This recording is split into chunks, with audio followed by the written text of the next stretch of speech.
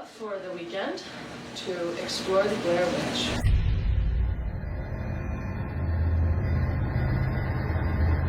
I can see you. I'm real excited about this. Thank you for the I'm very opportunity. glad. This area's been haunted by that old woman for years. I don't know why you have to have every conversation on video. Because we're making a documentary.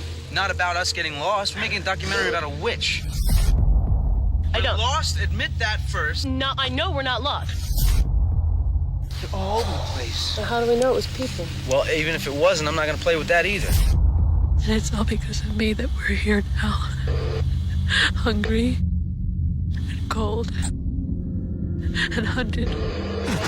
Just want to apologize to Mike's mom and Josh's mom and my mom. Tell me where you are, Josh!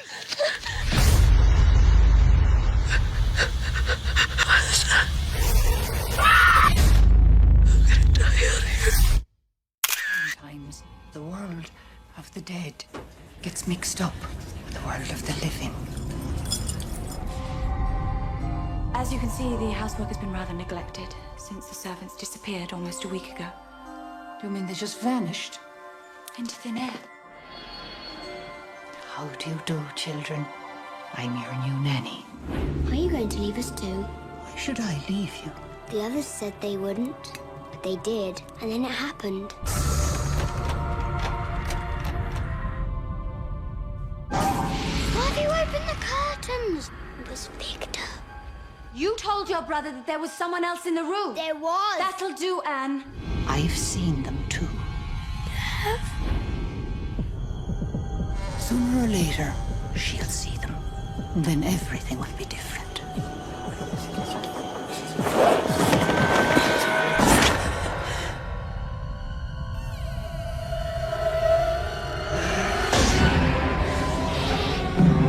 What do you want? They're everywhere. They say this house is theirs. No! Susan! Come here! Run! Can't you hear it? There's someone there.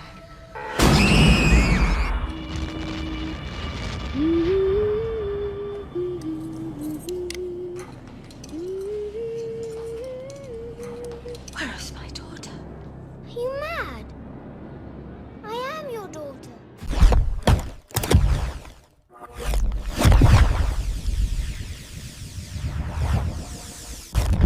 There is a specific kind of silence that only happens in one place. Not the silence of an empty room. Not the silence after a loud noise. It's the silence of a living room at 2 a.m, the television, the only light source in the house. And something on that screen that makes you absolutely certain you do not want to look away, because if you do, whatever is happening might follow you into the dark. You know this silence. You've sat inside it. Maybe it was a Tuesday night in 1982, and your parents had gone to bed and you had the remote, and HBO was showing something you were probably too young to watch. Maybe it was a Friday in 1987, and the Blockbuster bag was still on the floor, and the VHS tape was already running warm from how many times it had been rented before you got it. The case was creased at the corners. The label was starting to peel. Somebody before you had watched this tape in the dark too, and they had returned it without saying a word about what it did to them. That's what this list is about. Tonight, we are going back through 7 supernatural horror films from the 1970s through the early 2000s. Films that did something most of the genre never bothered to try. They respected you. They didn't explain everything. They didn't show you the monster in full light and ask you to be afraid of it.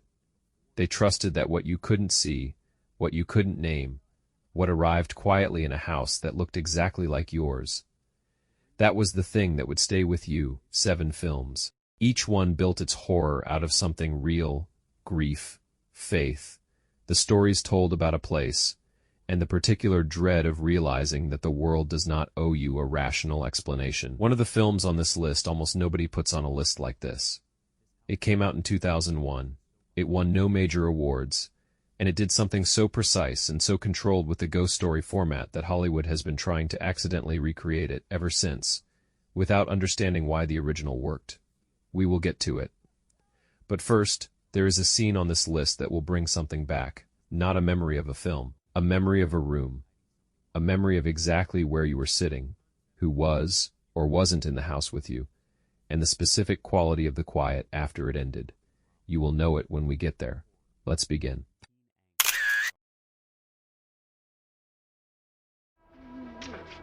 Hey, where'd this come from? I found it. Well, let's both play. You really don't want me to play? Captain Howdy said no. Who's Captain Howdy? You're gonna die up there. I need reassignment. You're the best we've got. I think I've lost my faith. Is there someone inside you? Sometimes. Who is it? I don't know. Is it Captain Howdy? You ever heard of exorcism? How do you go about getting an exorcism? I beg your pardon?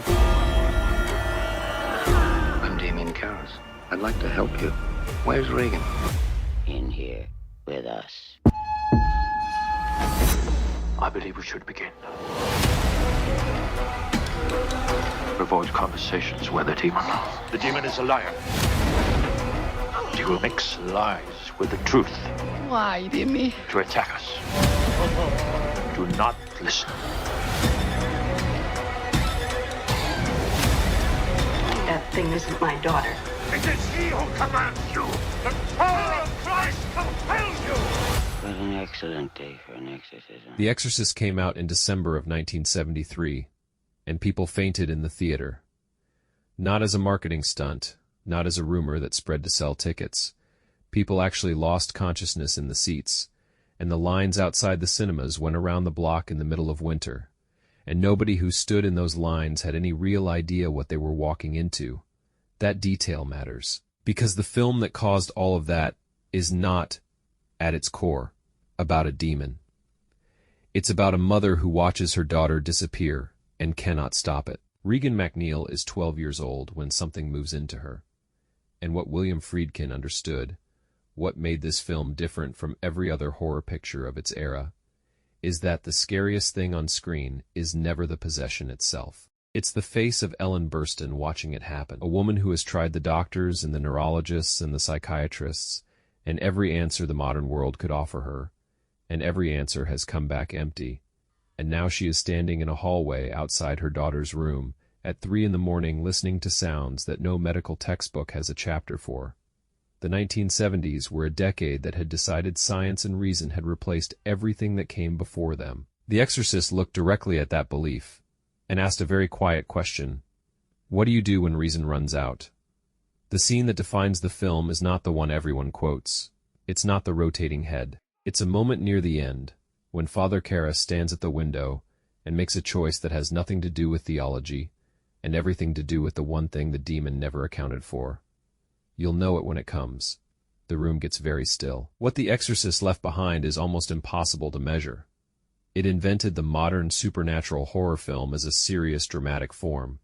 It proved that a story about faith and doubt and a parent's helplessness could fill a theater the same way any action picture could. The sequels that followed it did not understand what they had inherited. The remakes that came later understood even less. But the original is still there, exactly as Friedkin cut it. And it still does the same thing to a room that it did in December of 1973.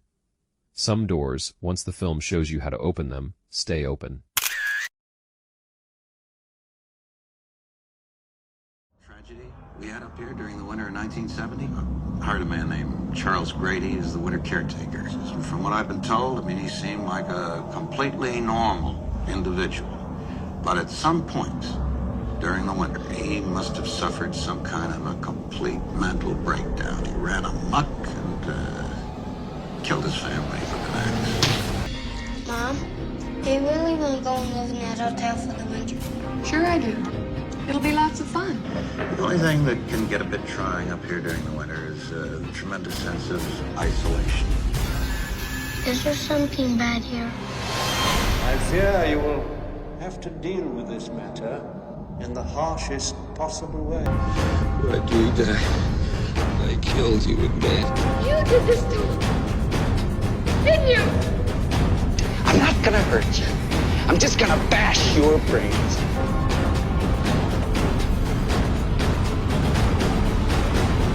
Here's Johnny.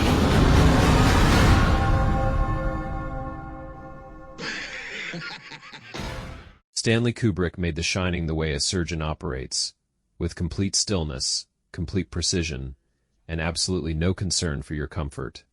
It opened in May of 1980, and critics at the time didn't know what to do with it. Stephen King, who wrote the novel, famously hated the adaptation, and in a strange way, that disagreement is the most honest review the film ever received. Because what Kubrick made is not a story about a haunted hotel. It is a story about a man who wanted to hurt his family and found a place that would give him permission. Jack Torrance arrives at the Overlook Hotel with his wife and his son, and a manuscript he hasn't started, and a drinking problem he has decided to call the past. The hotel is closing for the winter. The roads will ice over. There will be no one for miles. And for a few scenes, early on, this looks like it might work.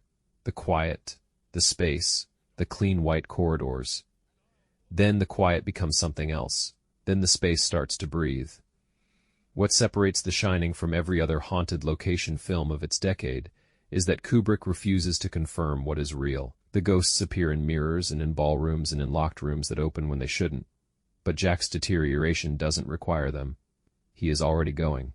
The Overlook is simply the first place that told him it was acceptable. That distinction between a man possessed by a place and a man who chose the place, because it matched what was already inside him, is what the film leaves unresolved, deliberately, permanently, in a way that no sequel or documentary or frame analysis has ever fully closed. The peak of the film is not the axe through the door. It is a moment earlier, Jack at the bar, talking to a bartender who should not exist, and the camera holds on his face as he gets exactly what he came here for.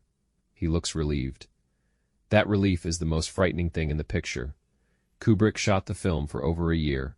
He reshot scenes dozens of times. Shelley Duvall's hair was falling out from the stress of production. He was building something that needed to feel like it had always been there, like the photograph at the end of the film that shows a party in 1921. A man in the center of the frame smiling directly at the camera. A man who looks exactly like Jack Torrance.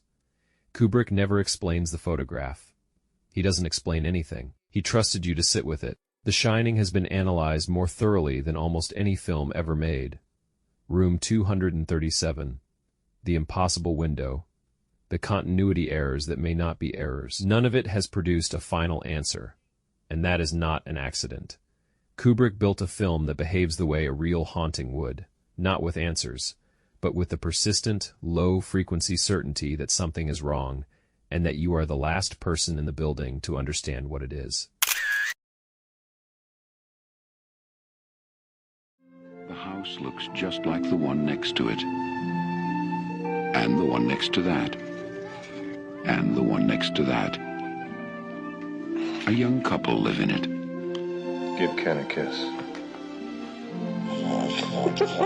You are so obnoxious. With their 3 children.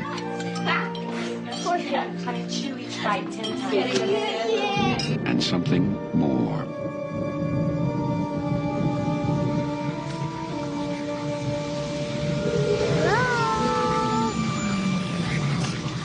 They're here. Sweetie, remember last night? Do you remember when you woke up and you said you were here? Uh-huh. Well, who did you mean? Who's here? TV people. Something's funny going on here next door. Something, We were wondering if maybe you had experienced any disturbances lately. What kind of disturbances? I don't know what hovers over this house. I've never sensed anything like it. That thing is in there with my baby! They're hundreds. Now Steven Spielberg crosses a frightening new threshold into a world within our own. Its form is revealed. What is it? Its focus is clear. And the games are over.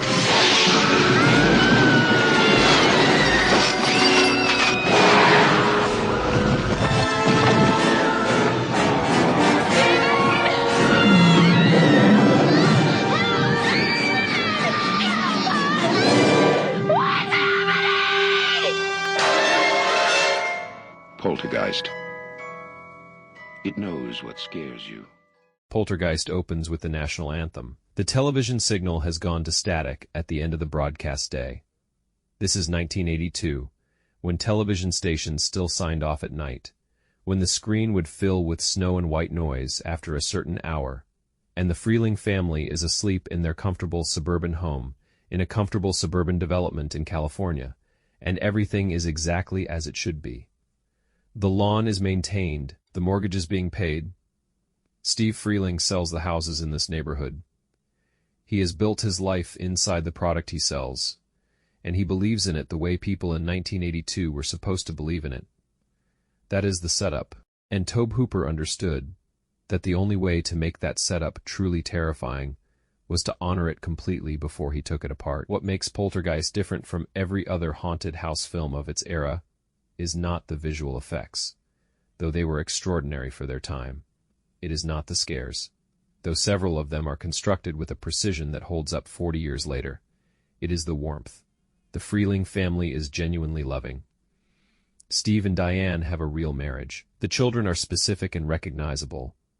The film spends its first act making you comfortable inside this house, making you want to live there, making you understand exactly what is at stake, and then it begins, quietly at first, to show you what is underneath the foundation. The chairs stack themselves in the kitchen while Diane laughs. The children's toys arrange themselves in the night, and then one evening Carol Ann, 5 years old, kneels in front of the television static and speaks to something inside it, and it speaks back. And the warmth that the film has been building since the opening frame begins to drain out of every room in the house simultaneously. The moment that defines the picture is not the clown. It is not the tree. It is a shot of Carol Ann's empty bed at 3 in the morning. The sheets still pressed with the shape of a child who was there a moment ago. Diane's voice going up the stairs calling a name that the house no longer answers. That shot lasts 4 seconds. It contains more dread than most horror films manage in 90 minutes. Poltergeist was built on a truth that suburban America in 1982 was not ready to hear. That comfort is not safety. That the things buried under a place do not stay buried because you build something cheerful on top of them. And that the most dangerous moment in any haunting is the one where you still think it can be fixed. The Freelings spend most of the film believing they can get their daughter back and return to the life they had. That belief is the most heartbreaking thing in the picture. They are not wrong to try, but the ground they built on was never theirs to stand on. The film was not kind to the people who made it. 3 cast members died young in the years following production. Whether that means anything is a question the film itself would appreciate you sitting with unanswered. Hollywood remade it in 2015. The remake explained everything. That is all you need to know about the remake.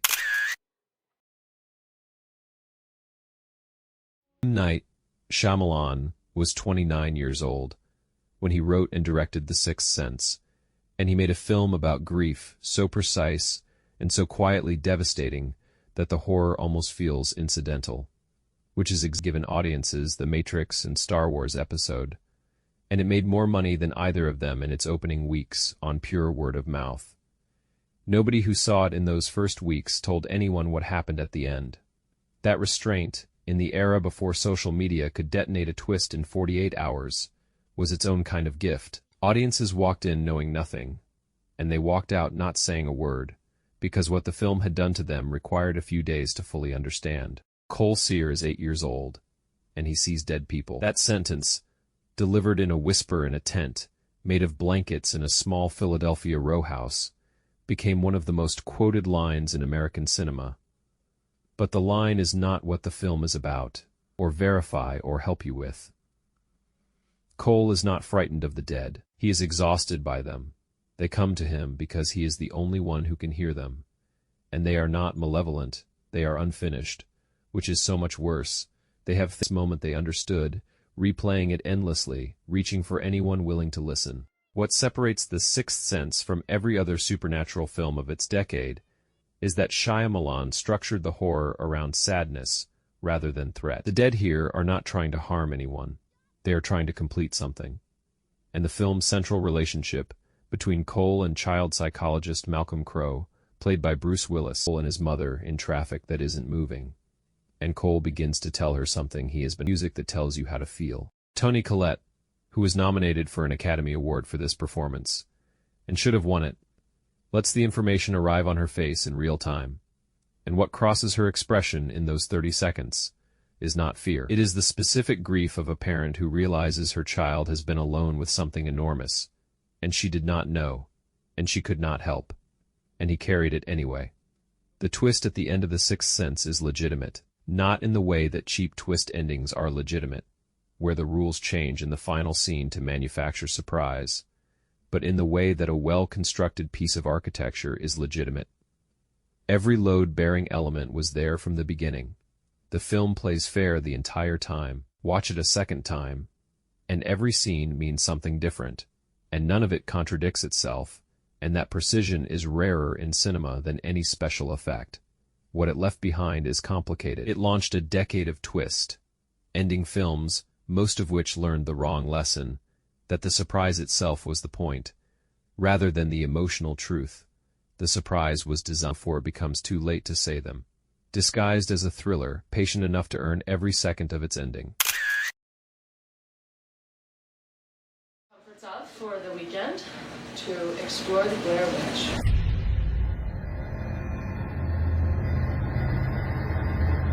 I can see you. I'm real excited about this. Thank you for I'm the very opportunity. glad. This area's been haunted by that old woman for years. I don't know why you have to have every conversation on video. Because we're making a documentary. Not about us getting lost. We're making a documentary about a witch. I don't. We're lost. Admit that first. No, I know we're not lost. They're all over the place. So how do we know it was people? Well, even if it wasn't, I'm not going to play with that either. And it's all because of me that we're here now.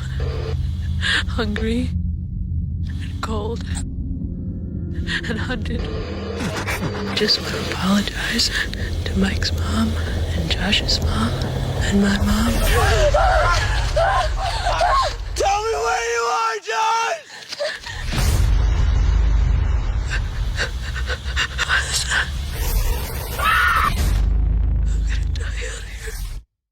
In the summer of 1999, Artisan Entertainment put up a website that listed 3 student filmmakers as missing. Not as a promotional stunt with a wink attached. As a factual statement, the site had case files. It had photographs. It had the kind of institutional plainness that official documents have, and thousands of people who found it in those early months of the public internet read it, and were not entirely certain whether what they were looking at was real. That uncertainty, that specific latent entities moment, when the internet was new enough that its contents hadn't yet been fully mapped onto what was true and what wasn't, was the first layer of what the Blair Witch Project did to its audience before a single person had sat down in a theater seat. The film itself cost $60,000 to make. It earned over $240 million worldwide. Those numbers are the most dramatic illustration in cinema history of what happens when filmmakers trust the audience's imagination completely and spend nothing trying to replace it. Heather Donahue, Joshua Leonard, and Michael Williams play versions of themselves. Student documentarians hiking into the Black Hills Forest in Maryland to investigate a local legend about a witch. They carry their own cameras. They shoot their own footage. They get lost. And then, on the second night, something begins happening at the edge of their campsite that the cameras cannot capture and the film never explains. What made the Blair Witch Project genuinely frightening in a way that separated it from every found footage film that followed, and there were hundreds of them, almost all of them inferior, is that it understood the precise difference between showing an audience something frightening and making an audience feel frightened. Those are not the same experience. Every horror film that came after it and failed learned the wrong lesson. They assumed the found footage format itself was the source of the fear, and they filled their frames with creatures and confrontations and revelations. And none of it worked because the format was never the point. The point was restraint. The point was the decision, made once and honored completely, to never show the witch, not a glimpse, not a shadow, not a hand at the edge of the frame. The Blair Witch is the most powerful presence in the film precisely because she occupies none of it. What fills that absence is something no Hollywood budget could manufacture. The specific private fear that each individual audience member carried into the theater with them. whatever shape their personal darkness took, projected onto a black screen and given a name. The scene that defines the film is the last one. A concrete basement, a camera pointing at a corner, Michael standing against the wall facing away, not moving, not responding to Heather's voice behind him, and then the camera drops, the film cuts to black. No explanation, no resolution, no confirmation of anything, except that whatever happened in that basement, no one who went in came out to describe it. That ending was controversial in 1999. Some audiences found it unsatisfying. Those audiences were looking for an answer the film had already decided, from its first frame, not to provide. That decision was not a budget limitation. It was a philosophical position about what horror actually is. Not the revelation of a monster, but the permanent, unresolvable certainty that something was there. The Blair Witch Project changed American horror filmmaking permanently. It proved that a camera in a terrified person's hands, pointed at nothing, in the dark, could be the most frightening object in cinema. It also proved something more uncomfortable, that an audience given nothing to look at will build something far worse in the space provided, and they will do it automatically, and they will not be able to stop.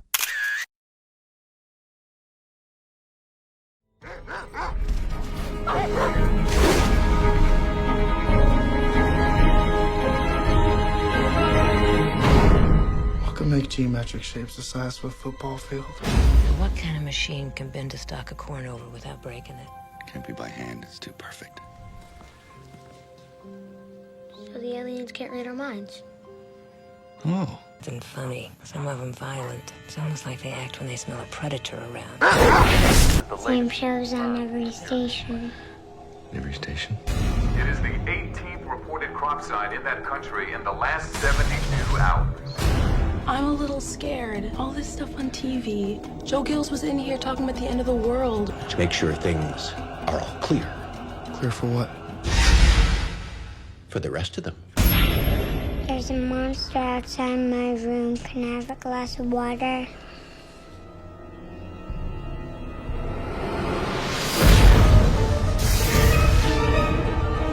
Ground forces are being assembled. What's happening? Don't be afraid. It's like War of the Worlds. Believe it's going to pass. Don't be afraid. They're in the house. Here it comes. Don't be afraid.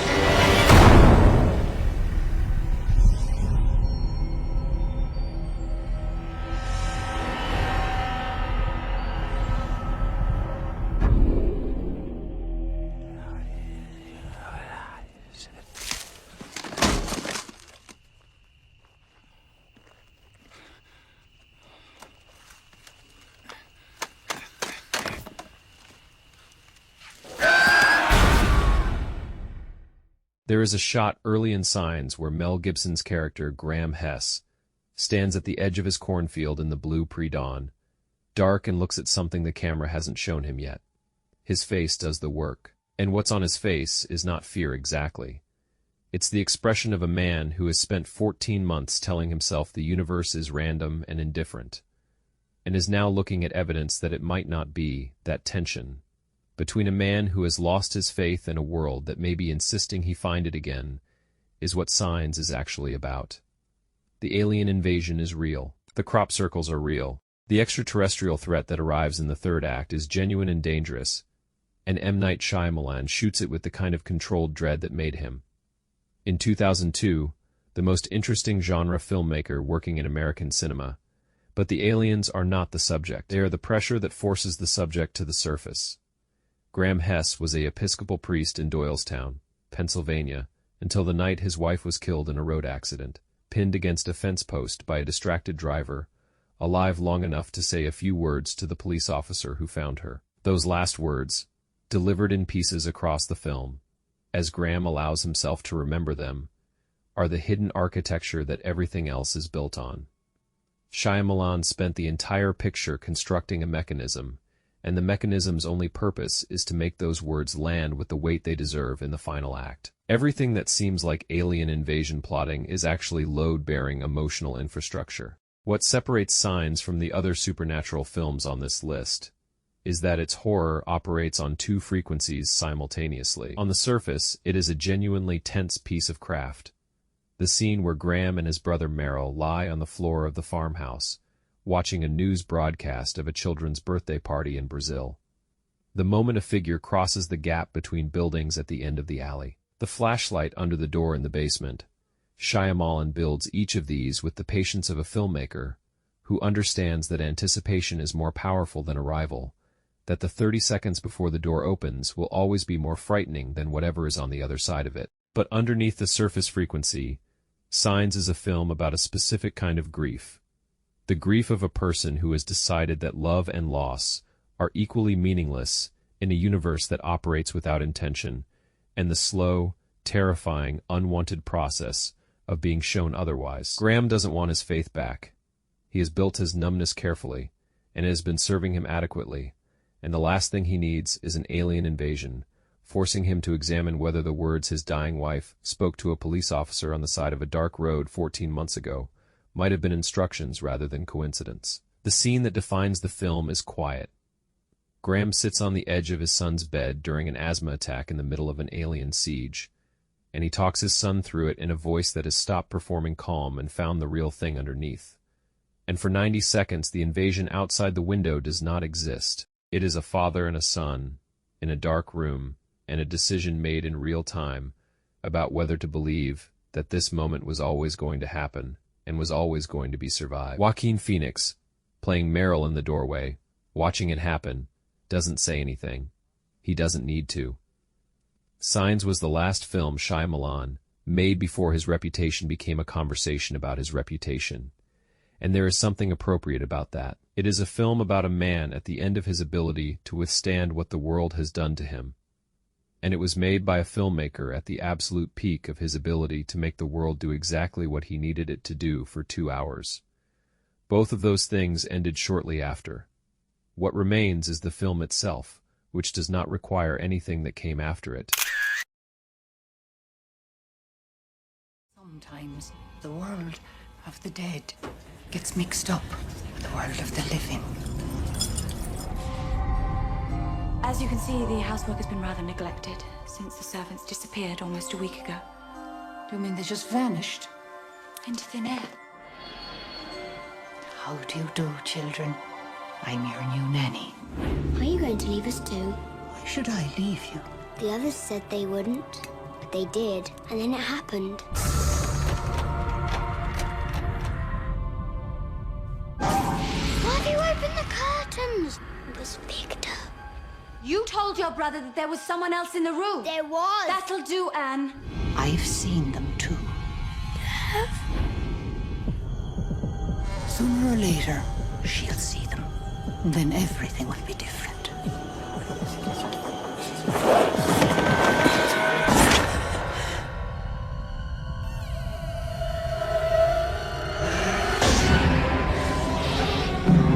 What do you want? They're everywhere. They say this house is theirs. No! Susan! Come here! Run! Can't you hear it? There's someone there.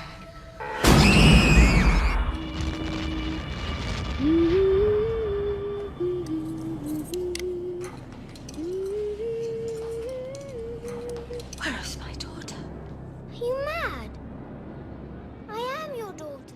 Alejandro Amon Barr was 29 years old when he made The Others, and he made it in English, in a language that was not his first, on the island of Jersey off the coast of Normandy. With a budget that was modest by Hollywood standards, and a set of self-imposed restrictions that would have made most studio executives physically uncomfortable. No CGI, no score that told you when to be afraid, no jump scares built on sudden loud noise, no monster revealed in full light. What he had instead was Nicole Kidman, a Victorian house wrapped permanently in fog, and an idea so geometrically precise that the entire film is essentially a locked room puzzle in which the room itself is the clue, and the audience, if they are paying attention, has access to the solution 40 minutes before the characters do. Grace Stewart lives in her large, lightless house on Jersey in 1945 with her 2 young children, Anne and Nicholas, who suffer from a rare photosensitivity condition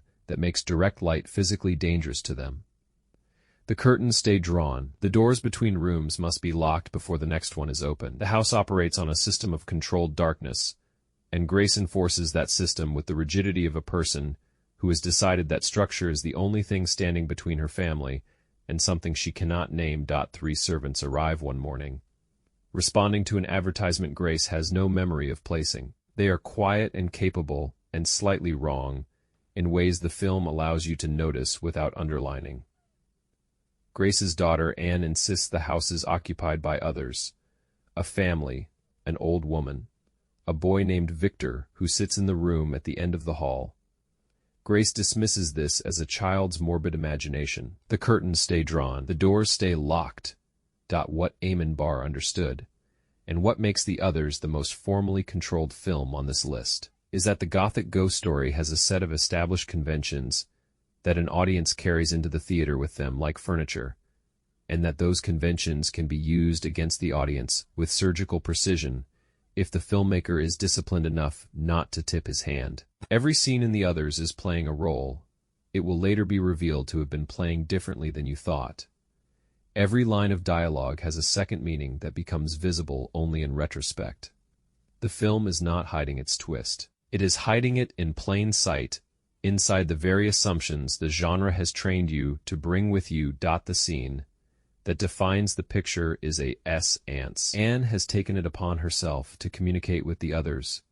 She insists are present, and what the S-ance produces is not what anyone in the room expected. And the camera stays on Grace's face as she processes what she is seeing, and the processing takes longer than it should, and in that delay, in that 3-second gap between perception and understanding, the entire architecture of the film reveals itself. Nicole Kidman carries every frame. This is a performance built on control. A woman who has decided that if she maintains the rules of her household with sufficient precision, reality will have no choice but to comply. The moment that control begins to fracture is not dramatic. It is quiet in the way that the most devastating things are always quiet. A door that should be locked. A curtain that has been opened. A child's drawing of people who should not be in the house. The Others asks the question that the best supernatural horror always returns to. Eventually, what if the thing we are most afraid of is not something coming for us from outside, but something we have been carrying inside the house the entire time? Something we put there ourselves, something we cannot see clearly because we are standing too close to it. It answers that question with more compassion than the genre usually allows itself. The ghosts in this film are not villains. They are people who do not yet understand what has happened to them. Moving through rooms they recognize, maintaining routines that no longer apply, certain that the world still works the way it did before the thing. They cannot remember changed everything. Hollywood has not remade The Others. That restraint, intentional or not, is the greatest compliment the industry has paid it. 7 films, 4 decades, one through line that connects all of them in a way that no amount of sequels or remakes or reboot announcements has ever successfully replicated. None of these films were about monsters. The Exorcist was about a mother standing at the edge of everything medicine and reason could offer her and finding nothing on the other side. The Shining was about a man who found a place that confirmed what he already believed about himself. Poltergeist was about the lie that comfort and safety are the same thing. The Sixth Sense was about all the things we fail to say before the window, for saying them closes permanently. The Blair Witch Project was about the fear that lives in the space between what the camera shows you and what it doesn't. Signs was about a man being dragged, against his will, back toward the belief that his life was not a series of random cruelties, but a pattern he had been too broken to read. And The Others was about people who did not know they were lost, maintaining the routines of a life that had already ended, because the alternative was a truth they were not ready to face. What made these films great? What made them the kind of films that follow you home and sit in the corner of the room while you try to sleep, is that they understood something the genre mostly forgot in the years that followed. The audience is not afraid of what is on the screen. The audience is afraid of what the screen reminds them of, the darkness inside a familiar house, the face of someone they love, doing something unrecognizable, the silence that falls after a door closes, and the footsteps on the other side stop moving and do not start again. These filmmakers trusted you to bring your own fear into the theater. They just gave it somewhere to go. So here's the question this list leaves you with. Not which film scared you the most. That answer is easy, and it is probably the same for most of you. The real question is which scene you still think about when the house is quiet. Which moment from one of these films arrived in your memory last week, or last month, completely uninvited, while you were doing something ordinary? Which frame is still in there somewhere, doing its quiet work? Leave it in the comments. You will not be the only one. If this list reminded you of something you haven't thought about in years, hit the like button, not for the algorithm, but because that feeling deserves to be acknowledged. Subscribe if you want to be here for the next one, because we are not done. Next time we are going in a different direction entirely. The horror films that critics dismissed when they came out, that made no money, that disappeared into the video store sections labeled incorrectly, and that a specific generation of late-night watchers found anyway and never forgot. The ones that became cult classics, not because of marketing, but because of the particular people who found them in the dark, and recognized something in them that the mainstream was not ready to see. Those films are waiting. We will get to them.